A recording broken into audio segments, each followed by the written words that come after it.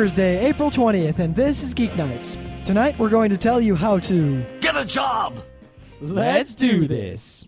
So I'm still not doing work at work, and they continue to pay me, and yeah. What are you going to do if they start listening to Geeknights? I don't think they'll ever find it, and if they do, I'll just quit. Well, I got to say, my coworkers all found it, and they listened to it once. They couldn't believe I'd do something like that, and I think they all forgot about it. That's good. Yeah, especially considering I'm quitting. And yesterday you insulted them. Yes, I did, quite profoundly. And I insulted them, and I didn't even know them. Yep, well, you met one of them once. Yeah, great. But yeah, today, since there was still no work, I did some learning of Ruby on Rails, because I'm going to make some web-based board games, because if I'm not going to work for them, I'm going to work for me, damn it. So if I don't start getting work in the next few months, you should start seeing a cool thing I'm going to make. And I'm simultaneously learning all this Ruby on Rails Ajax crap. Yeah, the most exciting thing I did today was watch some Futurama. Whoa, that's pretty low. Well, and do a show, and I guess pack for TorCon. I got to put all the audio equipment away as soon as we're done recording tonight. Yeah, I already packed. Well, at least I have a pile of clothes in the middle of my room, and I just have to stick them in the bag. That's good enough. So we got some news, right? Yep. So there was a hubbub on Digg today, and I don't know if anyone noticed, but it was pretty big, this hubbub. Even though it wasn't actually big on Digg, it was big on every other site on the internet. Well, that's part of what the hubbub is. Yep. I don't know what the Digg editors were thinking. I mean, everyone read it. All right, so apparently, I'm not going to give the specifics because those aren't really too interesting. I'm going to give the general idea. The way Digg works is anyone can submit as many stories as they want. And then if you like a story, you click Digg, and there's a number attached to the story that goes up by 1. And if the number gets high enough, then it'll be easier for people to find it. And if the number gets high enough, it gets onto the front page, and then once it's on the front page, it usually gets a hajillion digs, and then whatever. Think Slashdot only with much more democracy and thus much less control or, I don't know, insightfulness in many cases. Yeah, it has its good points and its bad points, kind of like Wikipedia. And the way to get rid of a story is if a story is bad, you can report it. And you can report stories as inaccurate, you can report stories as lame, you can report stories as old. There's all kinds of things, right? So if a story gets reported too much, then they'll bury it. And that basically, no matter how many digs it has, they'll just bury it to the bottom. Now, there have been some stories recently that say bad things about Digg. So, apparently, these stories aren't making it up Digg. Well, they are making it up Digg until they are noticed, and then they're buried. Yeah. And also, it seems that certain stories, like this guy noticed that there were 2 stories on the front page, and they were both submitted by the same guy. Now, either this guy's really good at finding news or really good at writing headlines or something, but he noticed something strange about these 2 stories submitted by the same guy. First off, they were submitted very close to each other, time-wise. So he submitted them all, like he submitted one, then he submitted the other one. And that on the front page, there in fact is only one story between these 2 stories. And he looked at the first, you can see who digged it in what order, and who dug it in what order, and all that. And he noticed that, the first 17 digs on both of these stories, now 17 digs isn't enough to get you to the front page, but if a story has, it's sort of like this momentum stories have. Their stories either stay at, single-digit digs, or some stories, make it to, 10 or 11, then they die. The more digs something has, the more likely it is to get dug. Yeah. Basically, it's like people vote for someone who's going to win. Yeah. Yeah. It has all the same problems that the United States democracy has. But, so when a story gets, 17 digs, it's very likely to just keep getting digs and digs and digs and digs and then become on the front page. The first 17 digs on both of these stories submitted by the same guy, 16 of the people were in the first 17 digs of both stories in the same order. And one of those guys is the head dig dude who dug it.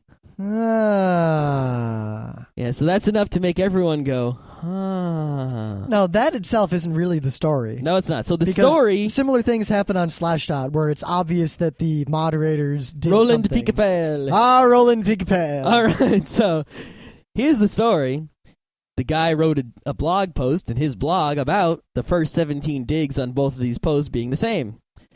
Someone else submitted that story to Digg, and then it, got kicked off. It got buried after it got a bunch of digs, and then that guy's site, his blog, got banned from Digg. So if anyone tried to submit a story from his site, it wouldn't work. Now enter the blogosphere. So a guy immediately writes a thing in his blog about it and tries to dig it, and they try to dig this guy's story, and then another guy writes a blog entry, links to the one that's banned, and tries to dig that, and then at the end of the day, there was like a recap story on someone's blog, and that got dug, and it just exploded. And then as it became apparent that the people in charge of Digg were, for whatever reason, well, for very obvious reasons, blocking this, it hit every other site in the world, most notably Slashdot. It was on Slashdot, and Boing Boing. Slashdot is the main competitor to Digg. It was on everywhere. Everywhere. It's obvious that the Digg editors have some sort of evil way of manipulating things, just like the Slashdot editors technically have unlimited mod points. Yeah, it just shows that Digg isn't really 100% pure democracy as it tries to pretend to be. Now, it wouldn't be a problem if they said that it wasn't. The problem is the way they put it off, like, on the Digg website, it says, Digg is unlike other sites. The users choose the content, not the editors. Well, it seems that, the editors really are sort of indirectly choosing Not only the content. that, but I mean, it's fine to do those shady kinds of things, but they were caught. They were very obviously caught by someone who can verify the fact that they were caught. And the fact that their immediate response is to do everything in their power to hide this information is laughable. Mm-hmm. Like, I've lost significant respect for the people who run Digg. I'm going to hear them be interviewed about this on some podcast this week for sure. If they'll even talk. Maybe they'll just get all freaky and No, paranoid. because every time there was criticism about Digg before, the guy always talked. What could they say other than, yeah, we were stupid? I don't know, but we're going to find out. There's really nothing they can say. We'll see what they say. They probably say something like, we didn't do anything, it was reported a whole bunch of times, and if a site gets reported a bunch of times, then we block it. Yeah, whatever. We'll see. But it seems like, because what you can do on Digg is you can watch what one person is digging. So if you're really popular and a lot of people look at what you dig, then if you dig something once, then that's like you can vote with a whole bunch of digs because all the people watching you and caring about what you dig will dig it also. So that's sort of what happens is the editors are so popular on their own site that when they dig something, it gets a hajillion digs. Kind of like when John Carmack posts something on Slashdot, he gets +5. Yep, of course, his +5s are always fully legitimate.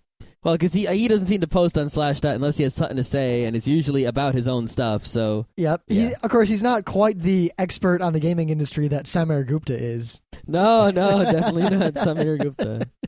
We still haven't done our whole show on Samir Gupta. We could make this show the show on Samir Gupta. Let's not do that because I don't have all the research handy. All right. I want to go through like the Usenet posts from the 80s from Samir Gupta. All right. He's been around for a long time. Well, because he worked for, Nintendo and Sega and Sony and Microsoft and Nokia and God, Jesus, Buddha.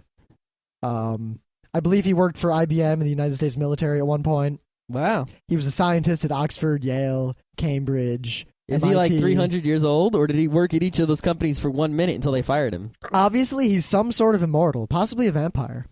Oh, I'll have to get my holy waters. Yeah, watch out. Eventually, he's going to have to go back to Dracula's castle and get some blood. Maybe, maybe not. Who knows? Anyway. Yeah, anyway. So in other news, I don't know if many of you are aware of Palladium Books, but they're the people who put out Rifts and Rift World. And basically, if you ever go into a gaming store, you know how there's the D&D section, maybe the board game section, all the different sections. And there's always that wall or that giant shelf full of 1 million Rifts books. Well, there's all kinds of different RPGs. There's like GURPS and whatnot, but yeah, Rifts is like the I don't know, bastard stepchild or something. Well, they're so big. Like, there's always a giant section at any reasonable gaming store.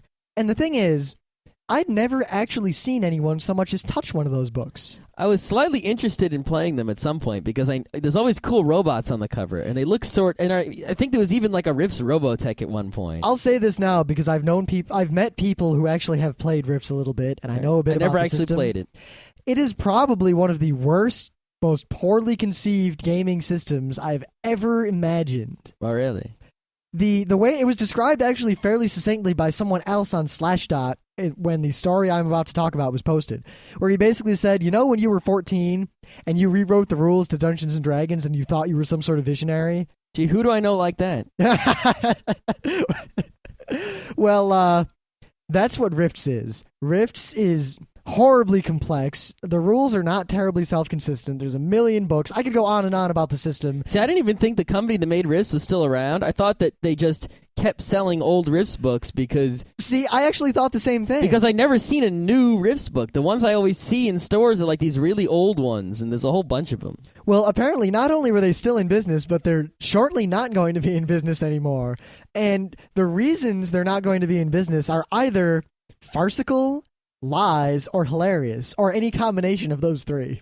Yeah, it's hard to tell at this point. Now, the one thing I do know is that they hadn't been doing so well for a while. Despite what people say, the people who... Basically, there are two types of people in the world. People who love Palladium games and books and love Rifts, and thus will have nothing but good to say about it. And people who have never heard of it and don't care. So whenever you read anything about Palladium or Rifts, it's always, oh, it's awesome. Oh, only the awesome elite masters of gaming play Rifts. Oh, it's such an intricate world. Isn't that what anyone thinks about whatever gaming system they play? I mean, oh, only the elite masters play Burning Wheel. Well, only the elite masters play GURPS. The worst thing about Rifts is that the system's kind of bad, and the people who love it will always say things like, yeah, character creation takes 8 hours and it's hellishly complex, but that makes it good. It forces you to think about your character. You have to do research and shit. Great. And all sorts of... God, I don't want to get into the system because it's not a show about Rifts, it's a show about the news. So the news is they're basically going bankrupt. To the point that the Rifts dude, is basically begging all of his fans to buy $50 prints that probably aren't worth $50 so he can get enough money to pay off some debt and not go out of business. Now, the main reason they're going out of business, aside from the fact that I have never met anyone I liked who played Rifts for any reasonable span of time. I never met anyone I knew played Rifts. Few people at RWAG had the books. I'm sure they did. Hell, RWAG owned most of the books. They did. I don't know if anyone used them anymore. I never seen anyone play it. I never knew anyone who was playing it. Well, I'll put it this way. Yeah. You all out there have heard Scott's rants about the comic industry in America and the fact that they only exist in order to sell products to people who are already fans. Yep. Rifts is a lot like that. It's exactly like that. Yes, and the people who play Rifts keep playing Rifts. Well, the other reason that Palladium wasn't doing so well, and I swear this is not a joke, the thing that they invested their money into and that they thought was going to save their company and revolutionize everything, give them a pile of money, was a Rifts game for the fucking N-Gage. Yeah, they apparently had a deal with Nokia and to make an N-Gage game based on Rifts. And not a computer game. They expected to get a bunch of royalties for it and stuff. Now, I submit that... Now, they say, like, oh, it's not Nokia's fault. They did their best, and it's not our fault. The system just didn't succeed, and that sort of thing happens. No. You were stupid, and you invested in the N-Gage. Everyone knew was going to suck. No one in the world, except Nokia themselves, thought that the N-Gage was going to do well. No one. Well, apparently Palladium did. Okay, there's two people. Yeah. I mean, if you don't know anything about video games, to the point where you think the N-Gage is going to succeed, I knew the N-Gage is going to succeed, it was going to fail as soon as someone said it existed. Yeah, I heard about it, and I thought, that's probably going to fail. Yep. And then I saw it, and I thought, that's definitely going to fail.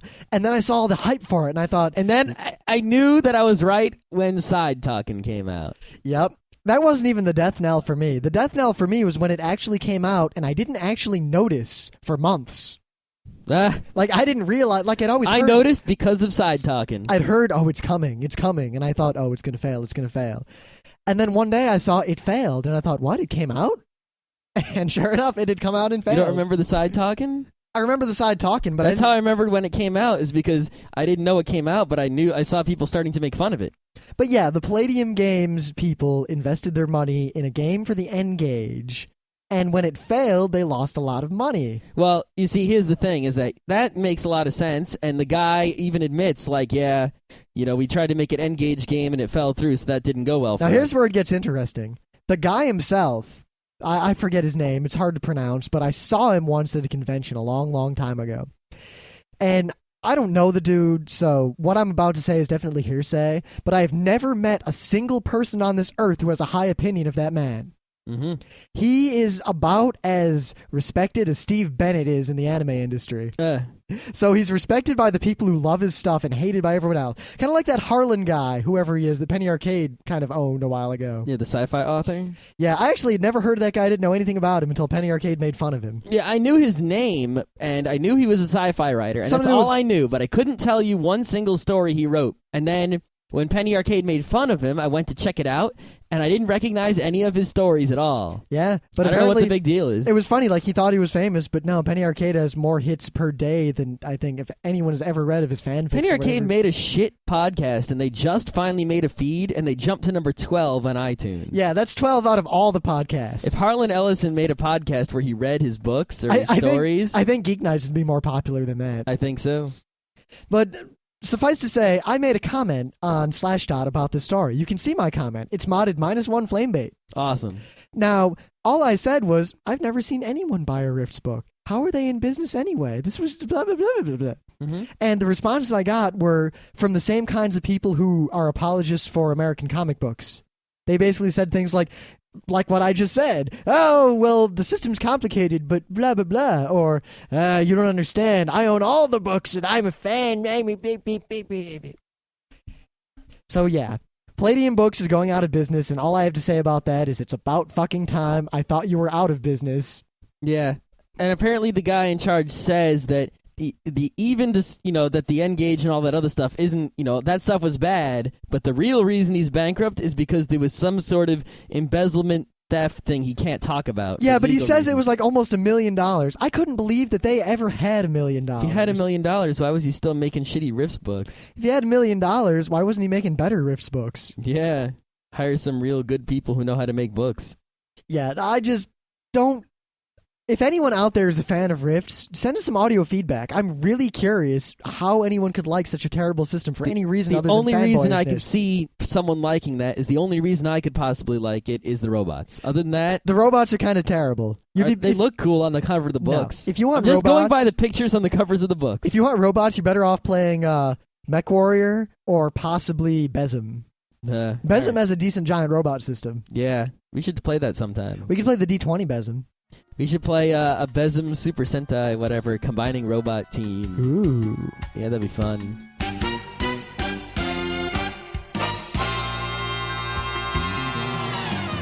So, things of the day.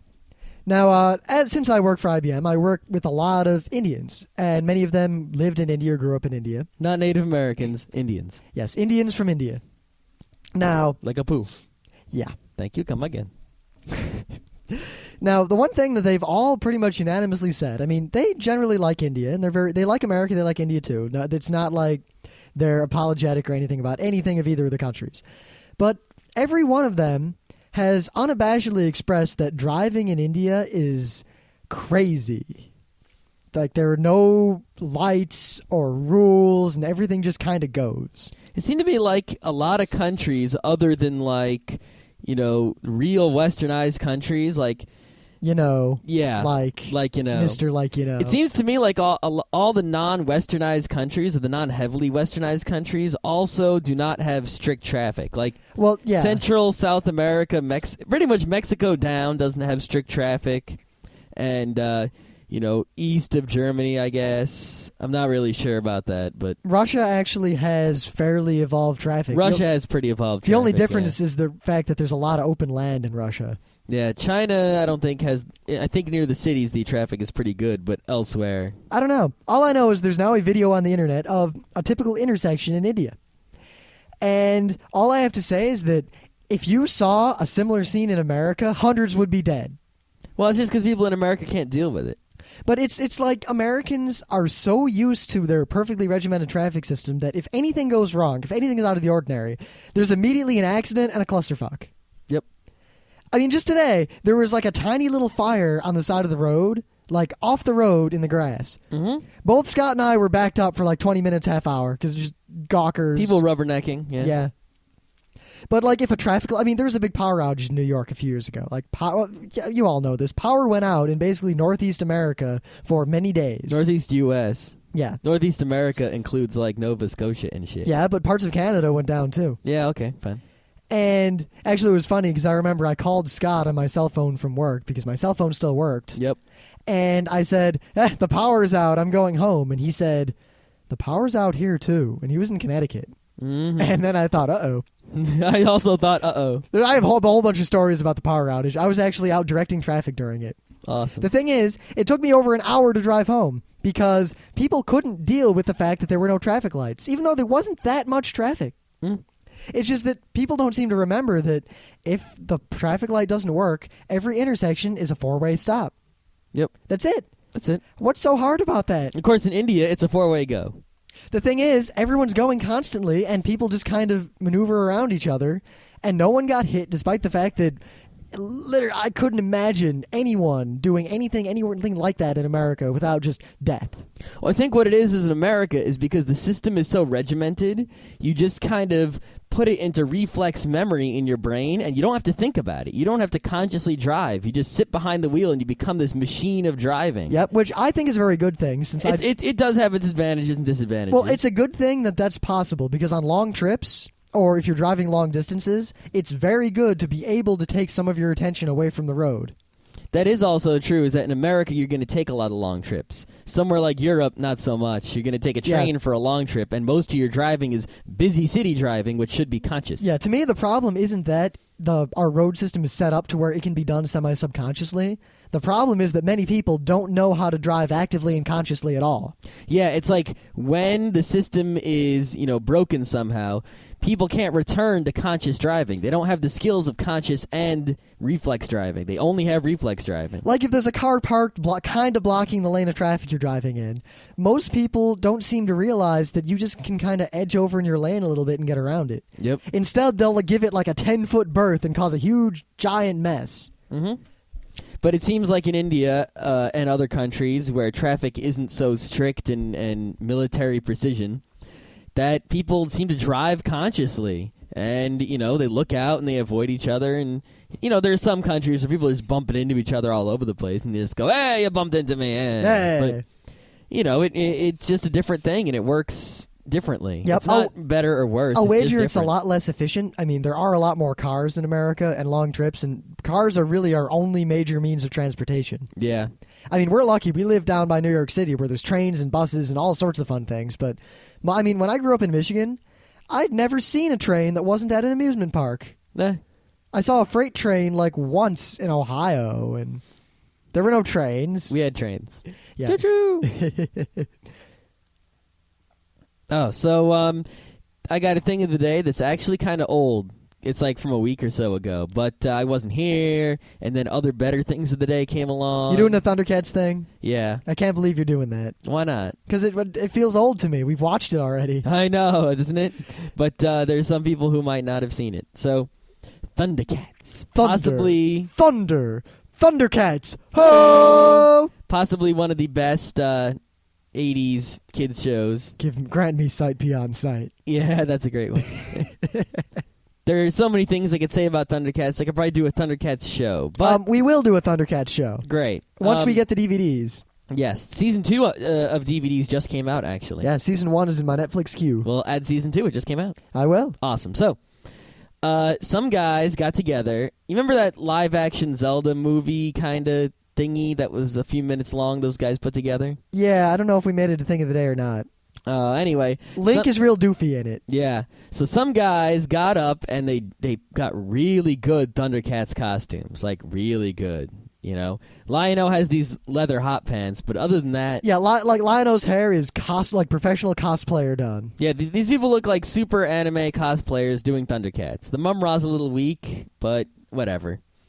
And they do this cool trailery thing that looks like it could be a trailer for a real live-action Thundercats movie, and it's really well done and pretty awesome. Yep, I mean, the CG is a little weak, but what do you expect? Yeah, the CG's equal in quality to the one for that fan-made Star Wars movie. That actually was a whole movie. You can go watch on the internet. Yep, I've heard it's good. I haven't actually watched it. I watched part of it, and the problem I had is it looked... all the acting was real nerdy acting. It's probably better than Episode 1. Possibly, yeah. Definitely. But the acting was really nerdy, I'm in a role-playing game kind of acting. Oh. And that kind of bothers me. But other than that, it seemed great. Like Fear of Girls. Yeah, exactly. But yeah, this Thundercats thing. The only thing I can say bad about it is that some of the fight choreography is a little bit weak. They picked the worst song. They picked the worst song. They picked the Sephiroth song. You know, the song where they scream, Sephiroth, Sephiroth in the background. Yeah, which would be an okay song if there wasn't people constantly going, Sephiroth. Yeah, because now Sephiroth isn't here. You should have picked a song with no words. In fact, he's dead. Or maybe you should have like remixed the Thundercats theme, like dun, dun, dun, dun, dun, dun, dun, or just use the extended version of it. Yeah, there you go. Or something. Pick some generic Latin chanting song that doesn't say Sephiroth over and over. Yeah. Or at least change it to like Lion No. Tetsuo, Tetsuo, Mumra, the ever-living ancient spirits of evil. Yeah, we get the idea. All right, we could do a whole show on Thundercats. Sword of Omens. So anyway. Let us get beyond this part of the podcast. So we'll move on to the main Thursday bit. What are we going to do today? Well, we weren't sure until a little while ago, and it's not a cop-out. You mean a few minutes ago? Yeah, it's not a cop-out. I mean, when we cop out, it's basically a tech news roundup. or a we rant about politics. But no, we decided because we're both kind of doing this currently. It's how to look for, find, and secure a job. Not a job. Well, we can actually cover all kinds of jobs. Yeah, we'll just do at least jobs that we know how to acquire. Don't ask me how to get a job doing like crazy stuff somewhere. Like working for Blackwater. Yeah, I don't know how to get that job. I don't know what you need on your resume to work for Blackwater. I can tell you how to get a computer job. I can tell you how to get a minimum wage manual labor job. I can tell you how to get a job at a college to do while you're at school. Yep. I can tell you how to get any kind of job I've gotten. Yeah, though we got to kind of mitigate our advice because I know a lot of people have had trouble finding jobs, but we really haven't. Maybe that's because we have a lot of skills. Yeah, I don't know. I mean, I've never really been for having a job. People are still sending me job offers, and I haven't been on the job market in months. I still get job offers to my RIT email account. A year later, people are sending me job offers. Yeah, so anyway, I'll say it now to get it out of the way. Get a job! Yes, get a job. Get a job. Azuzu. Okay. You haven't been to Pirate Universe. All right. So I guess we could give a little bit of background on the jobs we've had. Okay. All right. My first job ever. I actually never had a legitimate paid taxes on it job until after I graduated high school. Mm-hmm. At that point, I got a job for the United States federal government working on the 2000 census. I actually have a whole bunch of cool memorabilia that I didn't swipe because when the census goes, it finishes, it shuts down, and everyone takes everything. So I have all these highlighters and pens and balloons, they Census 2000. It was actually a really fun job, and for being in high school, it paid $11 an hour, which was like crazy. My grandma worked for the census a long time ago, and it goes every 10 years. Yeah, so. She did it in like the in the World Trade Center and everything. It was but while it was still there. Yeah, it was actually a really fun job. I was an HR clerk, so I did like payroll stuff, and I hired and fired and all sorts of fun things. I worked with mostly older housewives who were bored. Oh, all right. Yeah, and I was probably the youngest person anywhere in that freaking facility. Maybe when there's another census, we can go work for it. Actually, I got a letter of recommendation from the guy, Elmer Maui, he was really old. I wonder if he's still alive. It's been a long time. He was a cool dude, though. And he basically told me, yeah, if you want to do the census in 2010, you can be like a regional manager, whatnot guy. Oh, then you can hire me to be the regional computer whatnot guy. Thing is, I don't think the census would pay more than I make currently. Well, no, can't you do the census and your normal job at the same time? Nah, the census was a 40-hour-a-week job. Oh, wow. Now, you can do like the door-to-door census, which is like 10 hours a week and weekends and fun stuff. Yeah. But no, I did the full-on job part. Uh-huh. Well, so all those people must be normally unemployed people at the census. Either that or they're people who, they're a housewife or a house husband or something like that. Or they're in school, it's summer vacation, like me. That makes sense. I mean, it was before I went to college. It was my first job ever. And I'd never applied for a job before. Like, I had no idea what to do. And I'll say this, government jobs and jobs for big corporations, like big corporations, are very different from, I don't want to say real jobs, but I guess more intimate jobs or more skilled jobs, in that they'll often have a very standardized way of hiring you. They'll make you take a test or something. Mm-hmm. and I had to take a test. It was probably the most inane test I've ever taken. It was 40 questions. I got a perfect score. I finished in 10 minutes. I turned it in. They called me the next day because I got the highest score out of anyone who had taken the test pretty much in the last month. And there were people who failed the test, meaning they got less than half the questions right. Wow, what were the questions? They were like basic math, like Susie has 10 apples and she eats 6 of them and then loses 1 more. How many does she have left? 3. Or they were like, a train is going 60 miles an hour. How long does it take to go 70 miles? An hour and a bit.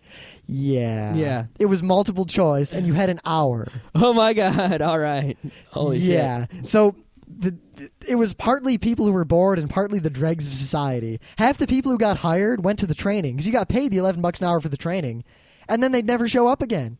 Huh? And they'd collect their money and just never come back. Huh? Yeah. I figured you would actually do the job. The job is probably better than the training. Yeah, I guess they're stupid. The job was fun. All right. So, is that the only job you had? I had a whole bunch of jobs. I guess you can do one. All right. So, my first job, well, my first real job was working at a dry cleaner, doing boring manual labor after school a few days a week. Wow. And I got enough money there to buy a computer. And that was cool. Yeah, I pretty much made in a few weeks over the summer before I went to RIT the money I needed to buy my computer. Yeah, let's see. How did I get the job? I went into I went around town to all the any place that had a wanted, sign, and I went around the mall to different places, and I just filled out application forms. Yep, that's the one thing I remember, that when I was looking for like temporary or non-skilled or I'm a punk kid jobs, you could just like look in the newspapers or go to places. When you're looking for not a career but like a part-time job, all you do is go to somewhere and fill out an application, and then if they're interested, they call you. Yep, even a career often, if it's not a technical career, you'll just find like an ad in a newspaper, sign up, and then you'll get a career. Yeah. So I went around signing up, and the dry cleaner called me back, and I went there, and I basically made sure that shirts didn't get lost in the laundry for a year or so. Wow. And what kind of money did you make? Pretty good money. Minimum wage plus a bit. Which, when you're in high school and you have no expenses at all, yeah, it comes out to plenty. Yeah, the saddest thing in the world is I made like $11 an hour doing the census in 2000. I never made more money than that again until I got hired by IBM. Yeah. I made like $7 an hour at RIT, and then I made like $8 when I became an awesome employee. I also worked like 2 or 3 places as 3 different camps at different times as a camp counselor in different situations. And the thing about a camp counselor job is it's real easy to get one, but if you don't do a good job, they don't want you back. That's good. Yeah. It's just, if you're the first time, they'll always let you in, pretty much. They'll stick you in, either with a good counselor or in a bunk that no one cares about or something like that. But camp counseling is a lot of fun because basically you're paid to play sports with kids. Yep. Now, I had a whole bunch of non-real jobs while I was in high school. I used to tutor kids in the trumpet, and I charged an obscene amount of money, like $15 a half hour. Yeah. And I had a small number of clients that made me quite a bit of money for very little work. Basically, tutoring young kids in an instrument boils down to telling them to practice, and that's really all you can do. And then listening to them and telling them either, good job, now practice this instead, or you obviously didn't practice. Nah. That was it. No, and then camp counseling, though, the trick with that is because if it's a sleepaway camp especially, they let you live there and they feed you, and you get all this stuff that, kids usually have to pay thousands of dollars to go to the camp, and you're getting it for... Basically, you're getting paid to do what they pay for. Is you don't really get paid minimum wage. They usually give you one giant paycheck at the end of your time there, or a paycheck halfway through and another one at the end, and it doesn't come out to minimum wage because well, if it's sleepaway camp, that's 24 hours times minimum wage equals I'm rich, and the camp goes out of business. And since you're not really an hourly worker, they don't have to pay you minimum wage. There's laws.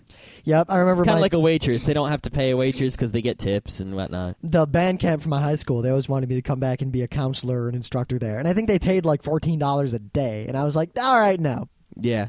I'll make more work in construction somewhere. If you want your summer or whatever to be fun, it's a good job. But if you want to make a lot of money, it's not a good job. you'll make more money working all day at some boring job. But it's fun, so it evens out. Yep. And at the end, you just had this pile of money, and you don't have any living expenses because you just out of a summer camp. So you just have you basically at the end you have a fistful of dollars. Now remember, we got to RIT and we had to get jobs eventually to pay for the fact that we needed things like food. Mm-hmm. And I remember I worked at this bar cafe in the basement of RIT called the Ritz. Yeah, I went over to the Crossroads, just a brand new food court cafeteria, and I said, they basically, when they were opening, there was like a day where they're like, we need people to work here. And the guy was just like sitting at a table out in the front, just having people fill out job applications. I went in and filled one out, and I was hired. Yep. I worked there from the very first day it opened for the rest of that year, freshman year. Yep. I stopped. Me and someone we used to know named Greg went to the Ritz to apply. And they were like, you're hired, you can start today. And we were like, we'll start tomorrow. And we started the next day. And it was a terrible job, but I made up for that by making terrible pizza. And then Greg quit. Like, he never showed up again. Yeah, the Crossroads is an okay job. Like, if I was making subs, I would always make them like these huge giant subs, and which you weren't supposed to do. You're supposed to weigh the meat and everything. Yep. And then when I was in the grill, I would just freaking make all kinds of burgers and stuff. And then I was like cutting up fruits and making salads, and it was kind of fun because mostly it was food preparing and not much dealing with idiots. Yeah, I had to do a lot of the other end of that. Instead of food preparing, it was either, cooking pizzas, which was okay, or cleaning up, like, the back room, which was I never hell. really had the cleaning job. Other people did, like, the dishes and stuff. It was actually really depressing when I had to work in the back, because there were a lot of full-time people who were hired by RIT being paid almost nothing, and that was their career. Yeah. It was Crossroads didn't have that. Crossroads was run almost entirely by kids. There were, like, 3 or 4 like manager people that were sometimes there, sometimes not, and then there were like a couple of like cook people who were like one rung lower that were full time. But other than that, it was all kids. Yep. And then we had other jobs, like we worked on campus for various clerical or semi-technical things. Yeah, getting a clerical job on campus is like, even though you don't get paid that much. Yep, it's I worked real. for the same department for like 2 years, and all I basically had to do was review contracts and put them in a database. Yeah, I worked for the School of Art, and I was the only one in the whole building who knew anything about computers. And it worked out well. Yeah. Relatively speaking. And then actually the summer after, there was one summer where we lived in Rochester, like all alone with no classes really and no jobs or anything. And I had a job. I was working in the art building during that time still. Yeah, I worked for a sub shop for a while, and I worked for a temp agency where I did all sorts of fun things. I worked in a factory one day, and I decided that I would die before I would ever work in a factory again. Like, it motivated me to get my degree, I'll say that. Yep. And I worked for like a caterer once or twice, like this Jewish caterer. That was fun. But all the jobs we've talked about really don't matter. Like, the interview doesn't matter. All they're interviewing you for is to make sure you're not a complete reject. And to narrow it down from the 100 or so people who applied. And other than that, these jobs, like, they're trivial, and you'll get one if you try. Well, actually, the job in the art building wasn't so easy to get. Yeah, but to get a job of that level, you would have eventually gotten a job on campus. Yeah, probably. That would have paid about the same. The real reason that those jobs were harder to get is because clerical jobs on campus are in high demand and low supply. Yeah, because they pay slightly more. Yeah, and because they're a lot easier and a lot more pleasant than working in a cafeteria. Yeah, but there are all sorts of jobs. I mean, basically a job of that level, if you want one, you'll get one. So we're not going to really spend much more time. As long as you try. Yeah, and you're not a complete reject. Yeah, if you're yeah, that's basically what it comes down to. Yeah, if you don't know if you're a complete reject or not, you probably are.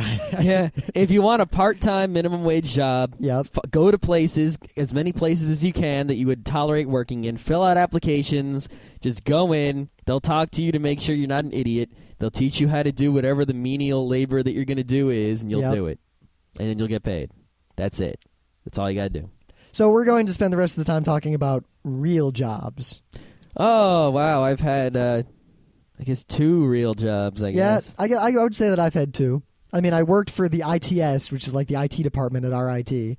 And when I interviewed with them, I was so highly qualified that they were like, we don't have any work for you. You're beyond this.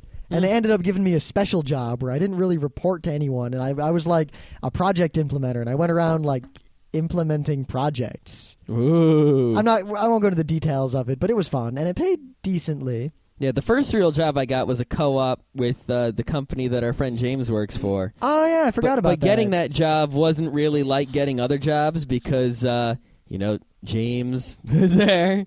So Yep. it was kind of like a secret in. So that's the first way to get a job. Know someone there. Get a secret in. Back door. I would say that is the primary way to get a good job in this world today. You have to have some sort of in or something, or you're really kind of screwed. Yeah, think about it. If someone is slightly more qualified than you and you're just going up against them like directly, you're not going to win. You've got to, know someone at the company. You got to maybe have a relative, maybe you can even find a relative's relative or a friend's friend, or that stuff actually works. You just talk to someone. Yeah. They know you. Someone they know better than you says good things about you, and there you go. Now, really? A lot of people say, oh, when you're in college, you've got a network. You've got a network. And it may sound silly, but that is really the primary benefit of college. College, you'll learn stuff, but you could have learned that stuff on your own. College is primarily the enjoyment and the learning how to live in the real world, and most importantly, the meeting people. It's like if you have enough money to go to college, you're paying for the privilege of meeting the people you'll need to know in order to succeed later in life. Mm-hmm. I can't tell you, like, some of the people that I know, like, from different places that later came and helped me out with something. Like, even, like, the guy who was in charge of that summer camp that I only worked at for one summer. Like, because of him, I got, like, 2 jobs. Yep. It's like all I got to do is tell someone to call him, and he says these great things about me, and then I get a job. Like, we know some people who made friends with professors and met people, then they got jobs through those people. We also know some people who graduated with actually better grades than most of us, but they didn't really know anyone, and they didn't really make, like, networking-type friends, or they didn't really meet anyone, I don't want to sound cynical, but useful. And as a result, despite the fact that they're talented, they'd never found work. Yeah, I don't get it. There are people with the same exact degree or an equivalent degree to the one that I've got, and I have a high-paying professional technical job that, don't talk about how my job does nothing, but the fact is that someone hired me and is willing to pay me a lot of money, and other people with similar qualifications did not obtain the same level of success in this department, if you consider it success. Yeah. Even though they might have wanted to. So another little bit of advice that grades don't matter so much. Yeah, there's some people who will... It really depends on where you're going. Yes. Some people, if they hire someone right out of college, they want to look at that GPA number and compare it to other people's GPA numbers. Yep, like when I got hired by IBM, they had a policy of, if you don't have a 3.4, we won't consider you. Yep. But if you don't care about working for a big company, usually they won't care about your GPA. Yeah. And here's another secret. Once you have work experience, the more work, your GPA doesn't matter anymore. Yep. I mean, I worked at IBM as a co-op, so IBM appeared on my resume, and I have not wanted for job offers since then. Mm-hmm. Even though I currently still work at IBM, but... It's like if your only qualification is I got a degree from college and you're going for a job, you got to put that GPA on there and it better be high. Yep, and if you've got any sort of special things, like I was the National Merit Scholar finalist, so I stuck that on there, and any kind of, if you're on the Dean's list, stick that on there. Yep. But once you have a real job somewhere, anywhere, none of that stuff matters Erase anymore. all that stuff right off the resume because no one cares anymore. Yep, in fact, at that point, you want to flip your resume around. We'll talk about resumes real quick. Yeah. The basic format of a resume, and I will say one thing that I've had a lot of people tell me, especially counselors in school, like, oh, your resume shouldn't be the way you've done it. You should do it this standard way that everyone does, like the books say, whatever. And I found that to be largely stupid because I actually have been complimented on my resume. So basically, do whatever you think looks good and seems professional. And unless an employer says something about your resume, don't listen to your counselors so much. Yeah, it's like the college wants to make everything real easy, so they come up with like this standard format, and they're like, everyone, do your thing in this format. It works really well or whatever. But employers really don't care. All you have to do is make sure it's readable, make sure it's formatted nicely. No spelling errors. If there is any typo on your resume, you won't get hired. Yeah, there are some it. things the counselors tell you that aren't stupid, and that's spelling errors. No one will hire you. Yeah. Don't make it more than 2 pages. Probably don't make it more than 1. You probably want like a normal 1-page resume and an extended 2-page resume. Yeah, if you really have that much stuff to put on there. Which, I do. Yeah, which you should. My resume is huge now. Yeah. But yeah, a one-page thing is really good because then you just kind of hand them out like their business cards. But Yeah, but if you go in for the job interview, you bring the extended one that has like everything in it. yeah, they're like, here, check this out, and then people go through it like, oh. Now, the general format that I would suggest really depends on whether or not you have had significant work experience yet. If you're in college or fresh out of college, I suggest information about your degree and about you at the top. Yep. Then your qualifications and skills, and then your previous work experience. Yep. That's what I did on my and basically college one. skip the jobs that were stupid. Well, what I did is I had a whole bunch of jobs, and what I did is I list the jobs in chronological order, and then I list the skills that I got from those jobs. Yep. You know, like at that job, I learned, I dealt with, because you want to know what you did at the job. You know, if you just write, I was this, that doesn't help. Now, don't lie, pad it out. Now, by pad it out, I mean, if you were an office clerk, don't just say office clerk. Say what you actually did, like data entry, HR, management, blah, blah, blah. Here's an example of what you want to do. I was at a dry cleaner, basically sorting clothing, but I also had to deal with customers. So I wrote, gained valuable customer service, techniques or something like that. I learned how to deal with people. And I kind of did, but that looks a lot better than stood around folding shirts. Yes. Like when I was a clerk for the IP office at RIT, all I really did was type things into a database and hit enter. Basically just data entry. But I was like alphanumeric and 10-key data entry, and I made all this sort of office clerical terms for all the various things I did, like filing and all that. Yep. Pad it out, but don't pad it out stupidly. If your job was like a server at McDonald's, don't call it like interfaced with customers in a sales environment. Yeah. That people can see right through that. In fact, if you worked at McDonald's, don't put that on there. Unless you're applying to work at another McDonald's or a Burger King or something. Or if you don't have any job experience at all, or you work there for so long that you have to put it. Because employers are, at this stage, if you don't have a lot of work experience, they really want to see something there that proves, yeah, he can hold a job. Mm-hmm. Yeah, he wasn't just a bum. And if you have like a giant hole, like let's say I did a job and then I did another job that sucked, and then I did a good job, and now I'm applying for yet another job, and I leave the crappy job out, some guy's going to go, what did you do for those years in that hole there? Because you have to write down when you worked at the jobs. Yep. Now, they really won't do this again if you're inexperienced, but once you have work experience, it's obvious when you left something out. Mm-hmm. And they really don't want to hear, I was unemployed. Yeah. They'll be like, oh, really? Yeah. I'm not hiring you. You're going to be unemployed for a while. Yeah, so I'll say this. Make something up if you have to. Just like I was working on personal projects, or I needed a break, or something. Don't just say I couldn't find work. At least if you have to, you can come up with an elaborate lie, like I was on a tour of the world vacation or something. Yeah. Or a sabbatical. Or sabbatical's a real good word. Yeah, or something like, something that sounds really interesting, like I was practicing with some team somewhere. Or I was developing open source. Yeah, or I was researching something with some guy. Or I went to a monastery to meditate. Or something that'll start a conversation. Yep, because the main thing, and I can't stress this enough, you want to stand out from all the other people. And I don't want to say that all attention is good attention, because there are things you can do that make you stand out in a bad way. But generally, anything you do that makes you stand out at all is a good thing. If you don't do anything that makes you stand out, get ready for a life of shit. Yep, because everyone will ignore you in job interviews, and you'll end up with the crap job where they want a drone. Yep.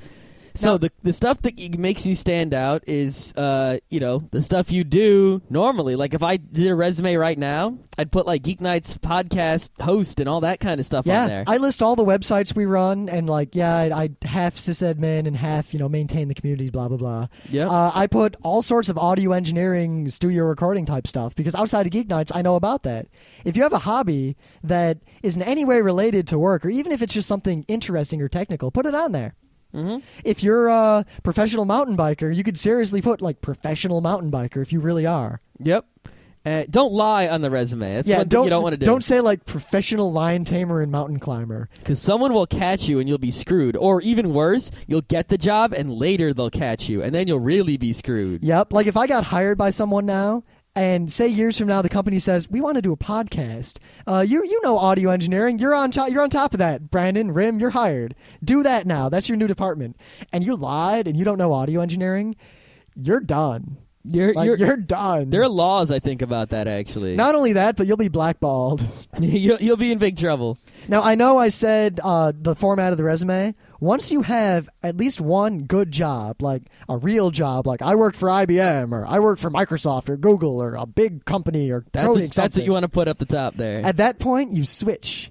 Now your resume goes your name and qualifications. By qualifications, I mean the degree you have, and if you have any certifications, whatever, those two. And then your work experience in order, and the skills you have from those jobs, the duties you had in those jobs, and then skills that aren't listed there. You want to put, actually, when I got out of college, my resume was my oldest job first down to the newest one. Now, Flip it. Newest job at the top because the most recent job is going to be the most awesome job. Yep. Also, that way it's a nice reverse chronological order. Yep. You don't want him to see office clerk for crapo company in high school first. In fact, you probably want to lop all that stuff off the resume at that point. Yeah, only put as much as you can fit. Put all the other stuff besides the jobs in the resume in the order it has to be in, and then keep inserting jobs into that middle part until you run out of space. And I'll tell you that in general, no employer cares about the job you had more than 3 jobs ago, unless it's terribly relevant to the job you're going to do now.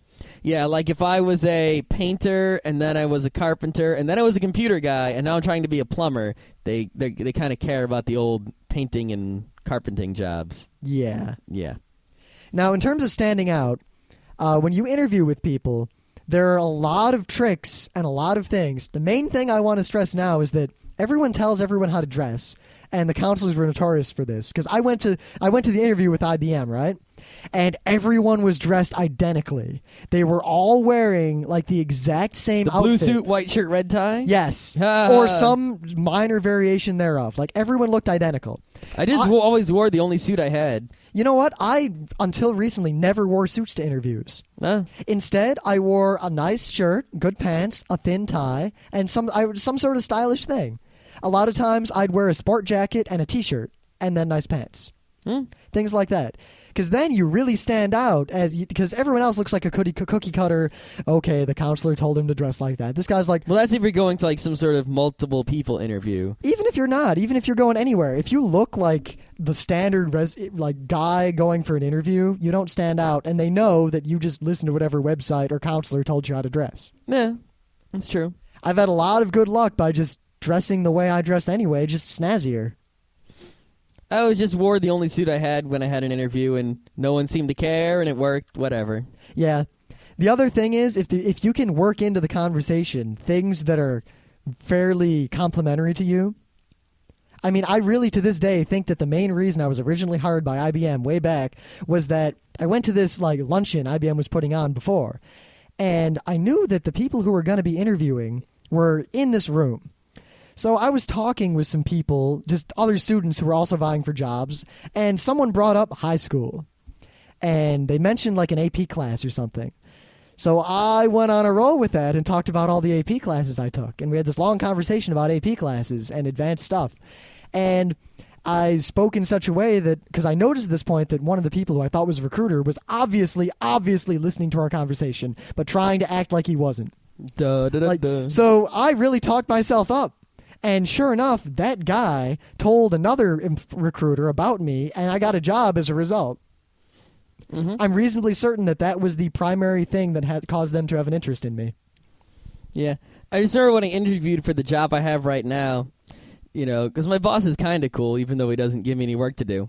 But he asked me questions about, so what's your favorite editor? And you got to, if you know your shit, you'll have an answer. But if you don't know your shit, then it's yeah, know your shit because they will call you on it. Yeah, if they don't call you on it, then it's not a job you want to work at.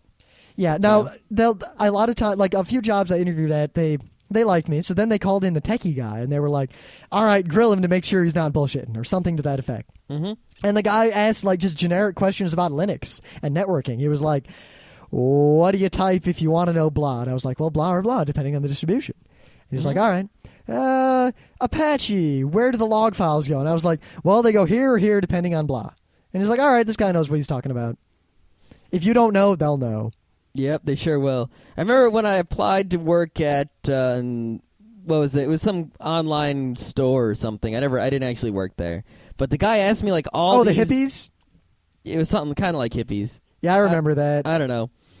But that guy, it was a Java web development job, and they asked me some pretty like is the kind of questions they'd ask you in a test in computer science class, like, what's the word for this? And I'm like, oh, I don't know. Or, like, name the 3 properties. And I was like, Wow, I've never had anyone do that to me. And I was just like, are you reading from some textbook or something? Jeez.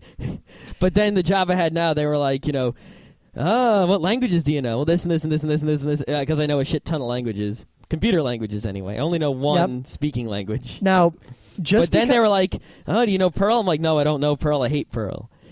And then they're like, do you know who wrote Perl? And I'm like, Larry Wall. And they're like, because if I didn't know that, they would have been like, you're just, some shit talker. Now, that's a big thing, that don't be a shit talker. Just because you touched an HP UX system, let's say, once, or like you worked at a company that used WebSphere, don't put WebSphere on your resume unless you know it. Goddamn. Like, I know HP UX enough because I worked on a system helping some idiots fix it a bunch of times. So I could put it on my resume. I know that my department uses AIX, and I have touched an AIX box once or twice. We use AIX extensively. I don't put AIX on my resume because I am not terribly familiar with it, and while I could learn it, I'm not going to lie and say I know it, because I don't. Here's another thing. Let's say you know something. Let's say you know Z80 assembler. All right. Right? And you're applying for some job where they might want you to do Z80 assembler, but you don't want to do it. Or let's say you want to put your resume online, but you don't actually want to code Z80 assembler because it's painful. Don't put it on there.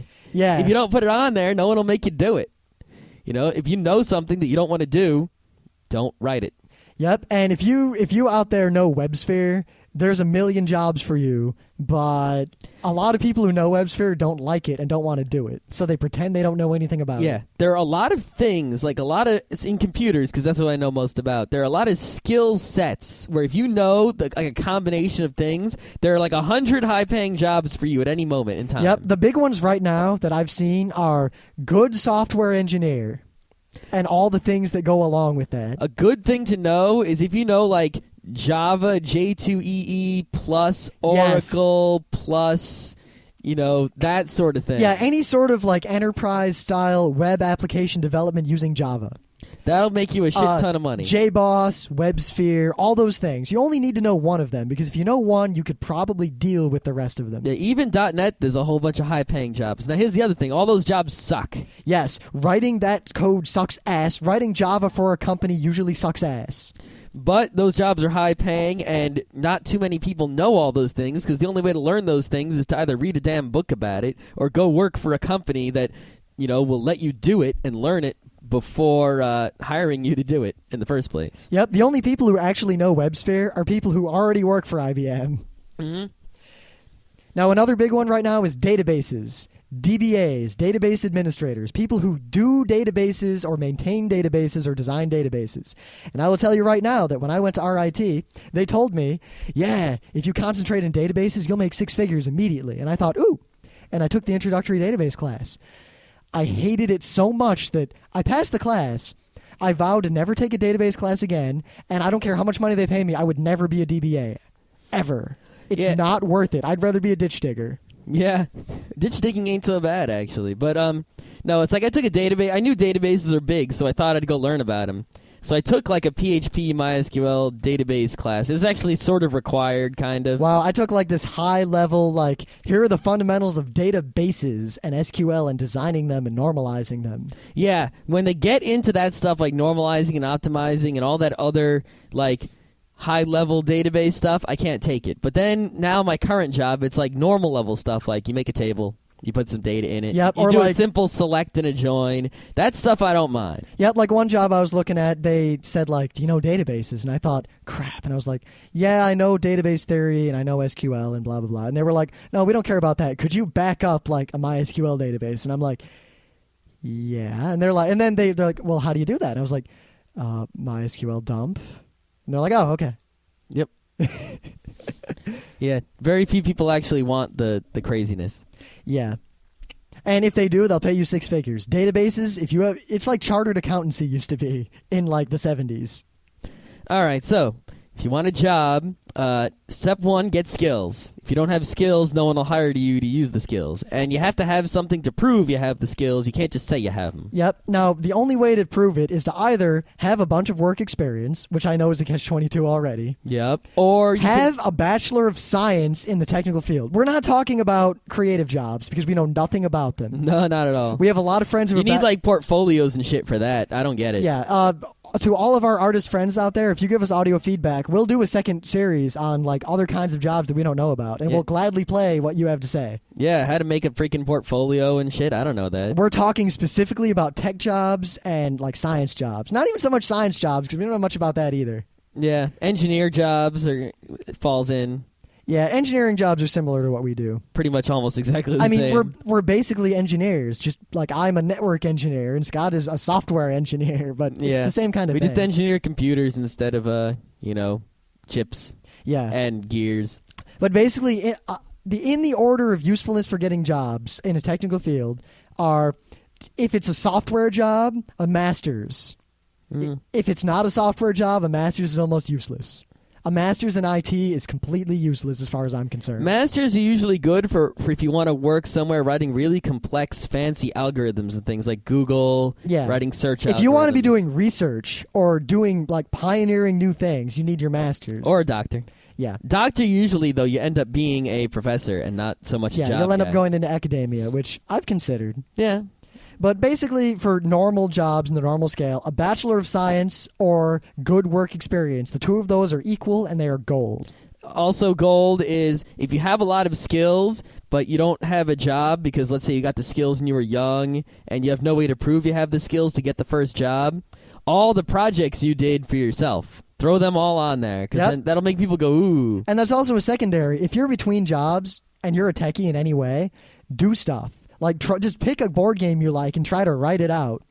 Do something. Yeah. If you're like an engineer, make a car or design something. Or if you're an architect, like design a house in your spare time or whatever. Yep. Even if you're an artist, just start working on that novel you've been putting off. Yeah.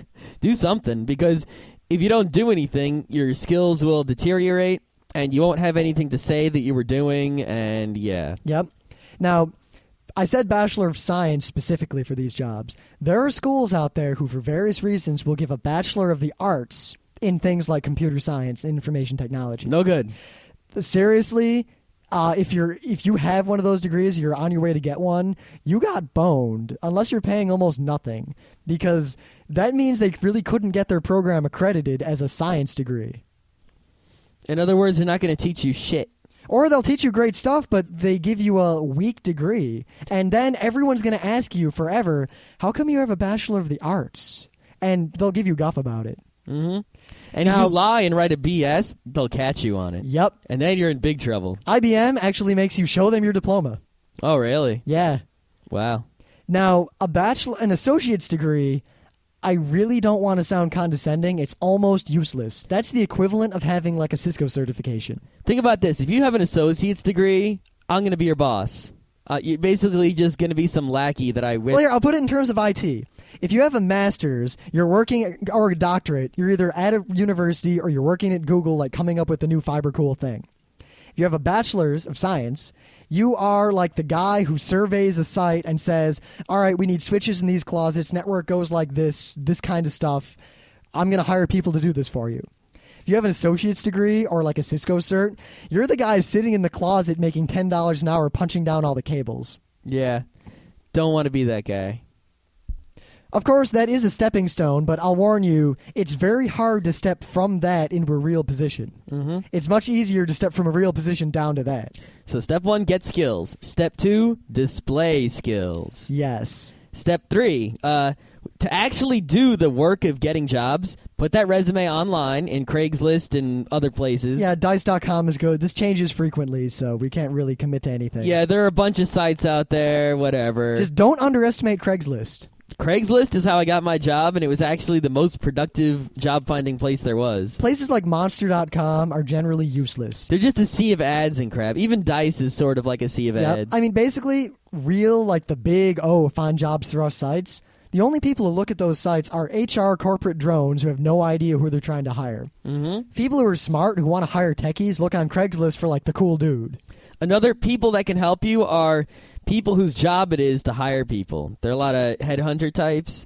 Now, you got to be a little careful with them because they're basically trying to hire anyone just because they get money if they find someone. But at the same time, they don't want to put someone who sucks into a job because then they lose their reputation. Like, oh, that's the guy who gave us that shit dude.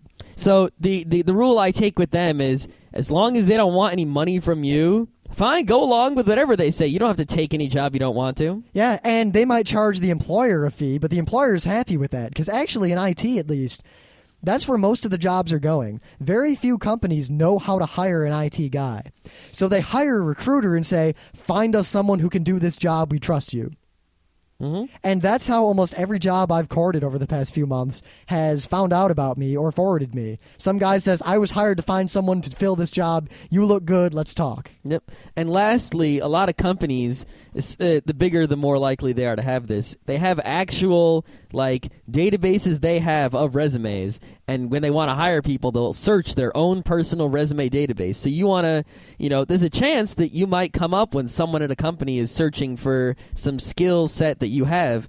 So submit your resumes directly to companies through their websites. And many companies, they'll say we're not going to hire you, but we'll keep your resume around.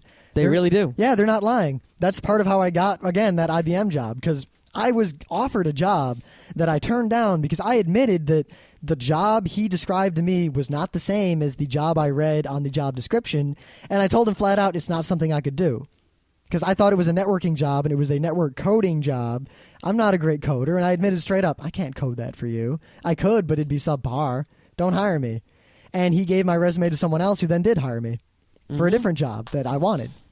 Yep.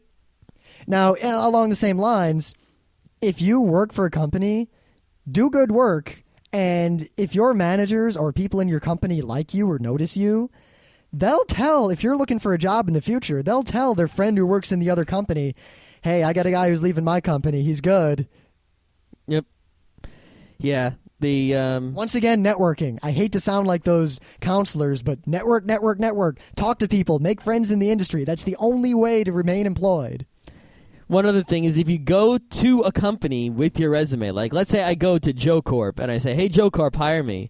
That stands out to Joe Corp a lot more than some guy on Monster because that means I'm interested in them. It's like, oh, this guy came to us. He wants us specifically. Yep. Even though they probably know that you're going up to a whole bunch of companies, it's still better than... Don't try to be clever like the dude who spammed his resume out. Well, no. Sometimes it's good to be clever in certain ways. Here's the thing. If you're not sure if you're being clever or not, you're not, and don't do it. All right. Here's an example. Let's give an example of good clever and bad clever. All right. Bad clever. The dude who literally hired a spamming company and spammed his resume to every recruiter in the world. Here's good clever. There's a girl, I think she was from RIT because I read it in some RIT publication, who wanted to work at eBay. And she found this perfect job description at eBay. And she basically she bought a toolbox from Home Depot. In all the little compartments of the toolbox, she put a little thing to symbolize the skill she had, and the skill was good for the job, and how it was exactly all the things on the job description. So she went into eBay, into the building, and she went up to the desk and was like, can you give this to the, she knew the guy who was hiring for the job, and was like, give this to that guy. And, it was this little toolbox resume thing that was, she custom made a thing for the one specific job that matched her exactly. And, of course, this guy gets his toolbox on his desk, and he opens it, and he sees all the little things, and it says the girl's name and her phone number, and the thing matches the job description, and you get a job. Guaranteed, pretty much. All right. Bad. Sneaking into a company, finding the president, barging into his office and saying, I'm the man for the job, hire me, and slapping your resume on his desk. Yeah, it's not a good idea. Here's also bad. Calling, when you call a place to get a job, you want to call them more than once. You call them once to investigate. You call them once to do the actual deal. You do the actual deal. You can call one more time to say, thank you or whatever. Calling more than that, you can get annoying. Yep. Don't be the annoying guy. But do call if you have a legitimate question. Just call them and ask. Now, good. Once again, putting interesting hobbies or things on your resume. I mean, I know I've talked a lot about how I used to run the RIT Anime Club. I put that on my resume. It's been on my resume for a long time. I listed right up there with IBM and RIT. And you know what? I always get asked about it, and people are always very impressed with it. If you ran a big club or something in college, or you did something big through a fraternity, put it on the resume. Anything that involves public speaking, actual leadership skills, as in you are responsible for a large number of people, anything like that is gold because very few people have those skills. Here's an idea. Do things like that in the first place. Yeah.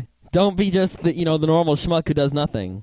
Go be somebody. Yep. Don't be nobody's fool. When we were freshmen, we got to RIT, and we're sitting at the anime club, and we all knew each other, and we're all sitting there, and we always had this idea, wow, those guys at the front of the room, they run everything. How'd they get where they are? Ooh. And then we thought one day, why don't we just take over and be them? And we did. Yeah, then we did. Don't be the guy who always thinks, I wish I could be that guy. Just go be that guy. Yeah. All right, so you got the skills, you showed off the skills, you let people know that you're showing off the skills, you go to the interview, you just act like a normal person, don't be all nervous, because if you're all nervous, they'll be like, you're a gibbering fool. Yep. At the same time, don't, be polite and... Don't be arrogant. And, yes. You want to be confident, but just below arrogant, because if you're arrogant, they go, this is some know-it-all asshole. Yep, but you really need some... empathy skills at this point, because recently I went to an interview where I went through 4 different people, and I had to sit with each one of them for a half hour, the HR guy, the head IT guy. Oh, I hate those ones. I love those. Yeah. The normal IT guy, and then someone else, and that sort of thing. And every one of these people was very different, and you kind of have to play off of them. Some guys will be very dour and rah, rah, blah, blah, blah. You don't want to make a joke to that guy. But then there's the guy who looks at your resume and then he laughs and talks about I knew a guy who worked at that company. Ha ha. You can make a joke with him. Mm-hmm. Read the person you're with and react accordingly. Don't crack inappropriate jokes. You don't do anything that would get you fired normally because you just won't be hired. Don't ask the hot chick interviewing you out on a date. Yeah. Yeah, that won't work. Unless she is obviously flirting with you, in which case that'll probably get you the job. If she starts playing footsie with you, then you're hired anyway, so just say whatever you want. Yeah. Now, the only other thing I'll really say is don't underestimate yourself. Don't overestimate yourself, but definitely don't underestimate Correctly yourself. estimate yourself. But because I got hit with this when I was starting to leave RIT and getting out into the real workforce. And I was looking at jobs, and I was thinking, I don't have those skills. They want 5 years of experience and blah. And what if I'm not? I don't know what am I really qualified? I mean, I don't feel like I know so much about this stuff. And then I got hired by IBM, and I showed up and I sat down in my office and I was like, am I in over my head? Can I really do all this crap? And then they gave me assignments oh wow, yeah, I know all this stuff. This is exactly what I did in school. I'm badass. Yep. Don't be afraid of a job. The job will always be easier than you think it will be unless you lied to get hired, and then you're screwed. Yeah, I notice a lot of times when you look at jobs and you see the requirements, and a lot of times online, employers are forced to write things like, we need someone with 5 years in this and 4 years in that and 1 year in this, and if you had this, it would be good too. Don't take that so literally. I used to take it real literally and not apply to things because I had 4 years and not 5 years experience in something. Now I apply to jobs where I very specifically don't have one of the things they say. Yeah, just apply anyway. What's the worst they can do? Just ignore you, which is what they would do anyway if you didn't apply at all. Yeah, and in fact, they'll usually think, well, he applied anyway. Let's talk to him. Yeah. So you said you don't know PHP. You're like, yeah, but I started learning it just now. Because I'm interested in this job. Yeah, I'll apply to any programming job I will apply to as long as I know the concepts behind the variety of programming they want, because I can learn a programming language in a week. In fact, I did. As James. When I worked for him, I learned a new language, boop, because I had to. I could just learn them. Yep, one job I was looking at, they needed JBoss. So I pulled up all the books and I read the basics of how to run JBoss. And if I'd actually gotten hired, I probably would have sat down for a week and fully learned JBoss. Yeah. I didn't go with that job, so I didn't bother because I don't like JBoss, but... Yeah, you go buy a book, you go online, read the documentation, and bam, you got yourself one more thing on your resume. Now, we could go on, But I think we've gone on quite a bit. I think we'll split this into another show because I think there's another show we could definitely do on how the corporate world actually works. Well, I'm not in the corporate world so much. I'm more in the sub-corporate world. I am in like the enterprise, exactly like you read in comics and books and see on TV, corporate world. The Dilbert world? Yeah, I'm in the Dilbert world. I don't really go in the Dilbert world so much. Yeah, I'm in the sub-Dilbert world. We're both in the working world, and all I have to say is that jobs, the vast majority of people who have jobs in this country, at least white-collar jobs, do so little work, it's amazing. It's true. People really aren't efficient at all. And if everyone was efficient, we could all go home early. Yeah, it's like, or we could do more. Yeah, we don't want to talk about this now. We've gone on forever, but we'll do another show where I guess we're going to reveal the secrets of the real world outside of college and how it's not nearly as difficult as you think. Oh, one more thing.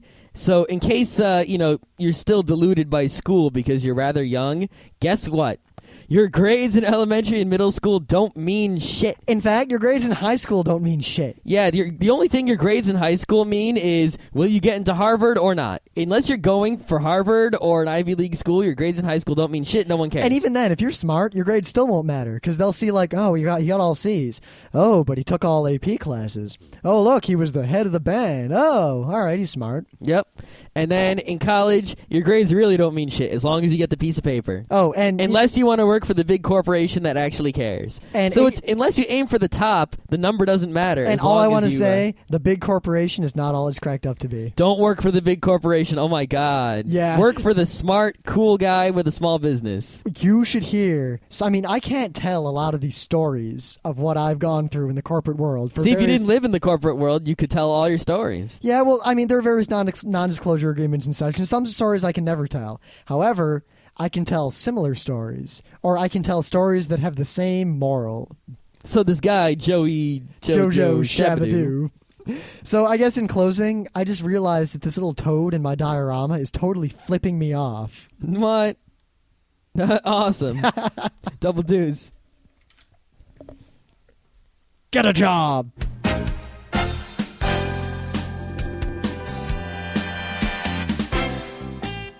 And that was Geeknights with Rim and Scott. Special thanks to DJ Pretzel for our opening theme. Be sure to visit our website at www.frontrowcrew.com. If you like our podcasts, you'll love our forums. Make sure you visit them. You can send your email feedback to geeknights@gmail.com. And if you want, you can leave us a voicemail at 206-333-1537. Geeknights airs every weeknight, Monday through Thursday. Geeknights is recorded with absolutely no studio and no audience. But unlike those other talk shows, it's actually recorded at night.